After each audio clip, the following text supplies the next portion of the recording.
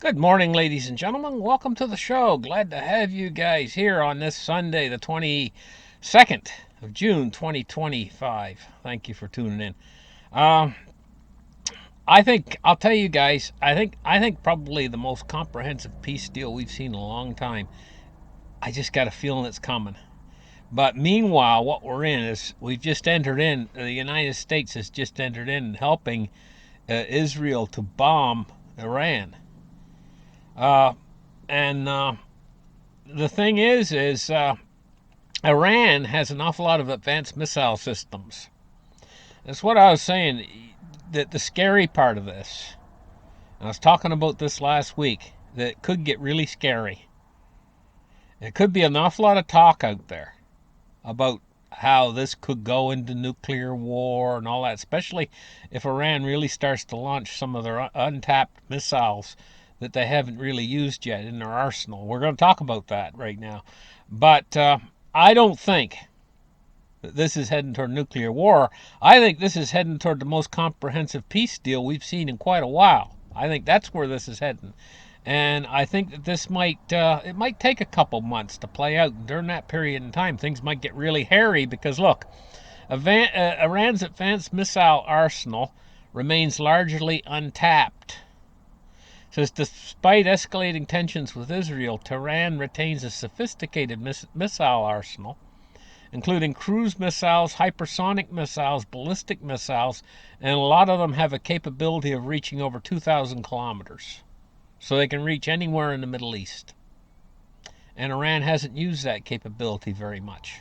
Yeah, we all saw the videos. Uh, Honest to gosh, every time I go on YouTube or whatever and I want to watch a video of, say, the attacks going on over there, right? So I turn on and tune in, and I'll see like the city in Israel there, their big city. Can't I'm having a brain fart. I can't think of the name of it right now, but they'll show the skyline of it, and they'll show the incoming missiles that look like stars falling from the heavens, on the city. But honest to gosh, every time I watch a clip of that, it's supposed to be today's attack. They show me the same repeated footage from like a week ago it's just the same buildings, the same camera angles. I'm watching the same thing over and over and over again. It's supposed to be today's attack. I'm watching the attack from last week, just a repeat of the same footage that they filmed back then a week ago or whatever. And I'm like, can't we get fresh news? Or are we just getting whatever they want to show us? Well, I know the answer to that, of course. But so this thing could really heat up with Iran having all these missiles that can go 2,000 miles or further, and the Iron Dome that they got in Israel. How it works is it fires up a missile to stop an incoming missile. And they've been doing so much of that lately with Iran firing all these missiles.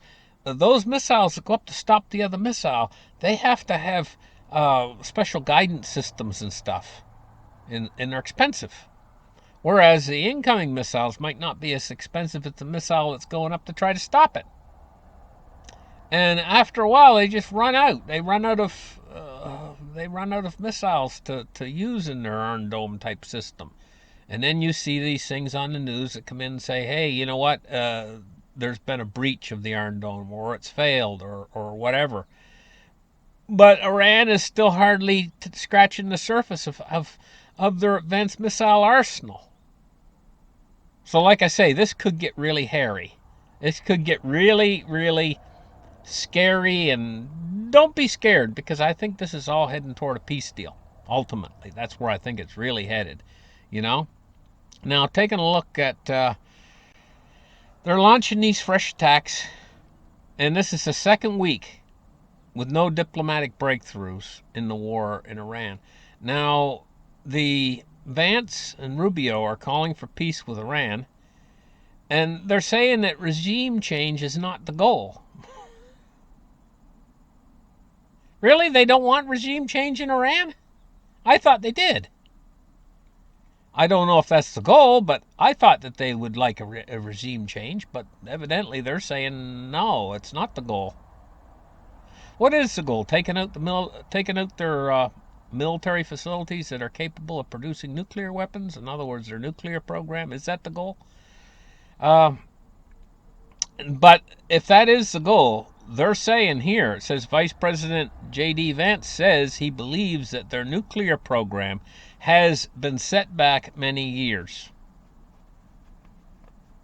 from these latest attacks. That's what they're saying right now. Now, here's something I didn't know. The global fertilizer market is thrown into chaos after the Middle East war stops Iran's urea production. That's urea. I didn't know Iran was like the number 2 or number 3 urea producer in the world. Urea is kind of like it's an ingredient they put in fertilizer. It's basically pee. I guess they condense it into a powder or something, and they add it to the fertilizer. But if you don't have it, you can't make fertilizer. You can't make fertilizer, you can't make crops. I didn't know Iran was such a big producer of pea. you know? Uh, where did it say here? I think they're right next to China. Russia and China is the two other bigger suppliers. You know? And it's creating uncertainty in the markets for global fertilizers. That could lead to less food production. Now, Putin, meanwhile, in all this, Putin's still waging the war over in Ukraine, and he's saying all of Ukraine is ours, in theory. Go down to where he says it. It says Putin has also raised eyebrows in the West due to his speech when he said, "I consider Russians and Ukrainians to be one people," he said. "In that sense," he said, "all of Ukraine's ours," he said. And added, "There is a saying, wherever a Russian soldier sets his foot, that's ours." So you see what's happening now, right now. They're advancing through these areas, heading towards Sumy in Ukraine, and they are trying to take as much territory as they can. I think they might have the feeling in the back of their mind right now that when things get settled with Iran, perhaps there's going to be more negotiating at the negotiating table. Maybe they want to get a stronger footstep in the country before the negotiations begin for this peace deal I'm talking about. I can just see it coming, guys. Seriously, I don't know how far away it is in my mind. It might be a month, it might be 2 months, but it could be a widespread peace deal where it doesn't mean that these wars are going away entirely. It just means it's like an interim sort of a deal or arrangement where they set up a peace deal or whatever, and but the underlying problems that have been causing all this mostly relating to the financial system and the want of control over the world reserve currency. It's like a challenge over who's going to control the money of the world. And this challenge is being a gauntlet is being dropped between the BRICS nations, who want their own global system of money and money dominance, and then you got the Western powers, including NATO, who want to be the controllers of the next monetary system and how it moves forward. And they already control the dollar. That's not going to go away if we get some sort of a peace deal out of all this, because that ultimately in the end is going to have to, probably they're going to have to deal with it and resolve it one way or the other. Now, moving on to take a look at what the financials are doing this right now. This week we saw silver push up to past the $37 mark. Now it's settled back down to $35.93, but I think it's really pretty solid there at that price. Uh, we are seeing silver pick up a little bit of a bid. Got up to $37, but it's just stable price at these prices. See, going back, we had a period like back during the GFC, back in around that time, where silver shot up to like $48, I think it was. But it was like a spike up and then a spike right back down again. It was like you can't hang on to it. You can't, you know. This is $36 with stability behind it.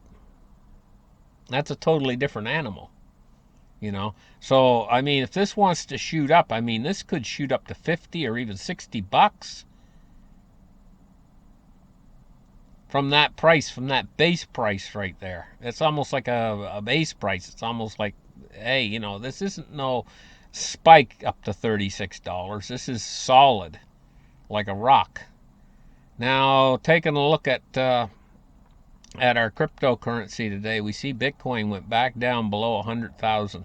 It's standing at 99,009 or 98,994 right now for Bitcoin. So it's come back down a little bit.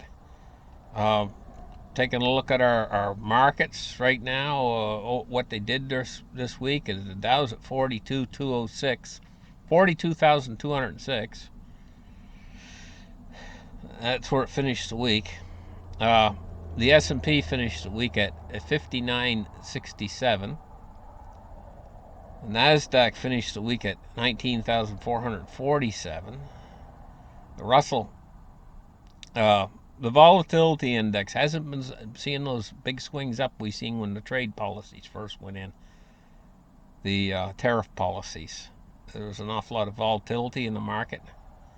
That's settled back down somewhat. Right now, the volatility's running around. Was it? Take a quick look at it. 20.62. Just curious. Just going to take a look at these spikes in the volatility. If we go back, we tried a 6-month chart. There it is, right there. Look at that big spike in volatility right there. It went all the way up to, was it 52 or something? That was right when those trade tariffs and stuff were going on and stuff, you know, and it settled back down. Let's take a look at our bonds and rates right now. We see the bond yields are down a little bit from where they were. The 10 years running at 4.37.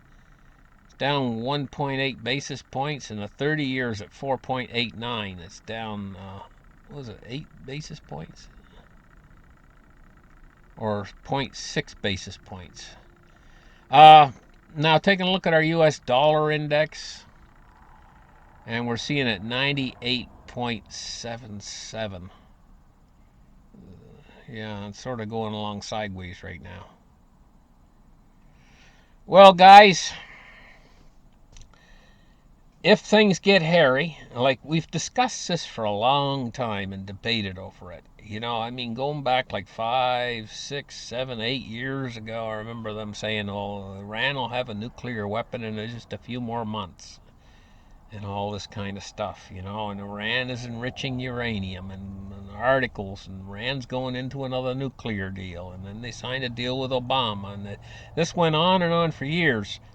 They're them speculating whether Iran had a nuclear weapon. Uh, could Iran be hiding a nuclear weapon someplace? Who knows? But I do know that they haven't tapped an awful lot of their missile arsenal. And these missiles, some of them, like the Fatah series and stuff, let's just go back and take a look. They go and they list them here.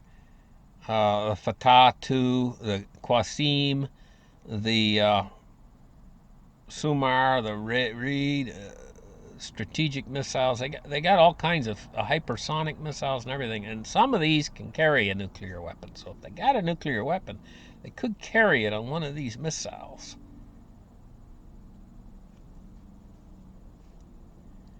My take on it, I don't think they got one.